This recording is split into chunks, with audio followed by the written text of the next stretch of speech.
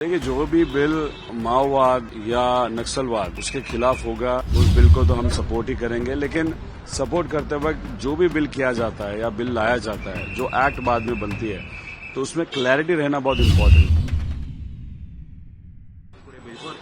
देखिए, जो भी बिल माओवाद या नक्सलवाद उसके खिलाफ होगा, उस बिल को तो हम सपोर्ट ही करेंगे। लेकिन सपोर्ट करते वक्त जो भी बिल किया जाता है या बिल लाया जाता है, जो एक्ट बाद में बनती है, तो उसमें क्लैरिटी रहना बहुत इम्पोर्टेंट है। सुप्रीम कोर्ट ने भी कहा था कि कोई भी डेफिनेशन सरकार के माध्यम से जो आगे आती है, उस डेफिनेशन में क्लैरिटी होने की जरूरत है। जैसे कि कल के बिल में अगर आप देखो तो ग्रुप ऑफ पीपल अगर देखा जाए तो उसमें डेफिनेशन अगर आप देखो तो वहां पे इंडिविजुअल का नाम भी वहां पे रेफर किया गया है।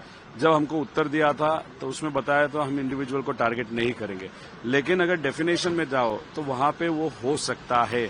इसलिए हमने जो सरकार को प्रश्न किए थे उसमें हमने बोला था कि आगे जाके ये बिल का गलत तरीके से इस्तेमाल अगर हो गया तो वो अपोजिशन हो या सामाजिक संगठन है, उनका आवाज या जो हमको राइट है डेमोन्स्ट्रेशन करने का, उस राइट पे गदा आ सकती है। लेकिन जो उत्तर सीएम साहब ने दिया वो सेटिस्फैक्ट्री है, लेकिन उत्तर देने के बाद बिल में कुछ चेंजेस हुए क्या तो नहीं हुए, लेकिन जो बिल है वो बहुत अनक्लियर है। तो आगे जाके समझो दूसरा कोई मुख्यमंत्री वहां पे आते हैं, क्योंकि देवेंद्र फडणवीस साहब ने तो उत्तर दे दिया, कोई और मुख्यमंत्री वहां पे आते हैं तो वो गलत तरीके से इस्तेमाल इस एक्ट का हो सकता है, ऐसे हमको लगता है। जैसे ईडी का एक्ट आया था तब उस टाइम ब्लैक मनी के खिलाफ था, लेकिन बाद में अगर आप देखो जो सत्ता में विरोध में लोग थे उनके ऊपर ही कार्रवाई की गई थी। 5,500 जो कार्रवाइयां हुई थी उसमें से 99% विरोधकों पे की थी, लेकिन ठीक है, कोर्ट ने 98% विषय में या जो कार्रवाई हुई थी उसमें कहा है, ईडी के खिलाफ कहा है कि आप गलत तरीके से कार्रवाई वहां पे कर रहे हो। बाद में ऑल्ट्रेशन हो गई एक्ट में, इसलिए हम सबका कहना है कि आप सोचो, थोड़ा सा डिटेल में जाओ और थोड़ी क्लैरिटी अगर एक्ट में लाओगे जो आज नहीं है तो आगे जाके इस एक्ट का गलत इस्तेमाल नहीं होगा। लेकिन आज अनक्लियर होने के कारण बहुत सारे डेफिनेशन शायद आगे जाके इस एक्ट का गलत तरीके से इस्तेमाल हो सकता है, ऐसे हमको लगता है।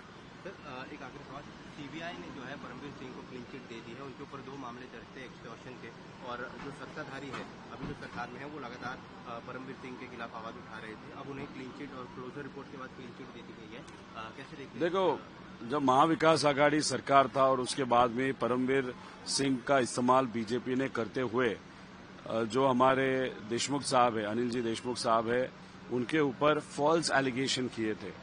वो विषय कोर्ट में गया, अनिल जी देशमुख साहब को जेल में भी जाना पड़ा। लेकिन बाद में अगर आप देखो कोर्ट ने भी उनके ऊपर जो एलिगेशन किए थे उनमें से मेजॉरिटी एलिगेशन में अनिल देशमुख साहब को बरी भी कर दिया। मतलब जो परमवीर सिंह है उसका इस्तेमाल सिर्फ राजनीति के लिए किया गया। अभी सीबीआई ने उनके ऊपर क्लोजर रिपोर्ट लाया है तो ऐसे ही कहना पड़ेगा कि परमवीर सिंह का इस्तेमाल सिर्फ राजनीति के लिए किया गया और आगे जाते हुए शायद वो एक आध बीजेपी की तरफ से एमएलए इलेक्शन या नगर सेवक का इलेक्शन भी लड़ सकते हैं।